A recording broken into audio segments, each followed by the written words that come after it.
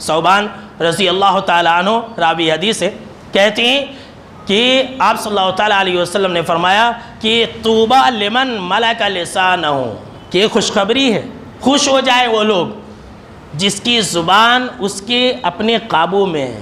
یہ سب سے پہلی بات ہے، جس کی زبان اس کے ہاتھ میں ہے اور اس کے قبضے میں ہے، تو ایسے لوگوں کے لیے خوشخبری ہے۔ اور ہم اور آپ جانتے ہیں کہ ہر انسان کی آفت اور مصیبت کی جو جڑ ہے اور اصلی وجہ ہے، یہی تو زبان ہے۔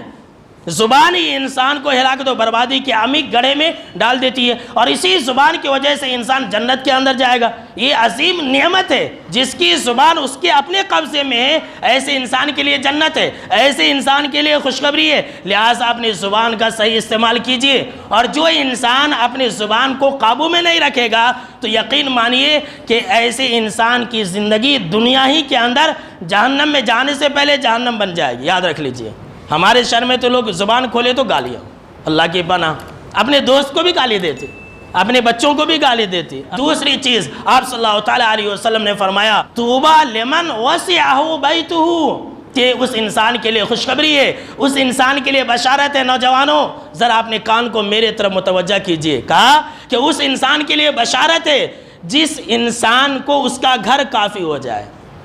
اس انسان کے لیے بشارت ہے جو اپنے گھر کے اندر زیادہ ٹھہرے، جو اپنے گھر کے اندر زیادہ دیر رکے، ایسے انسان کے لیے بشارت ہے۔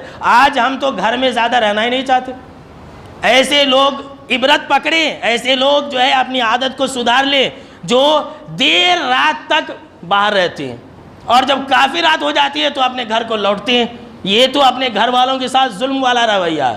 چپکے جو ہے روڈوں کے اوپر اور کٹوں کے اوپر، سڑکوں کے اوپر گھومتے رہتے، پھرتے رہتے، دوستوں سے باتیں کرتے رہتے، اور ماں باپ جو ہے گھر میں کھانا لے کر کے انتظار کرتے رہتے، بیوی انتظار کرتی رہتی ہے۔ میرے دوستو، یہ اچھی صفت نہیں ہے۔ تیسری بات جو اسی حدیث کے اندر ہے، آپ صلی اللہ تعالیٰ علیہ وسلم نے فرمایا طوبیٰ لمن بکا علی خطیئتہ، ایسے انسان کے لیے جنت کی بشارت ہے، ایسے انسان کے لیے چین و سکون اور آرام والی زندگی ہے جو انسان اپنے گناہوں کو یاد کر کے روئے۔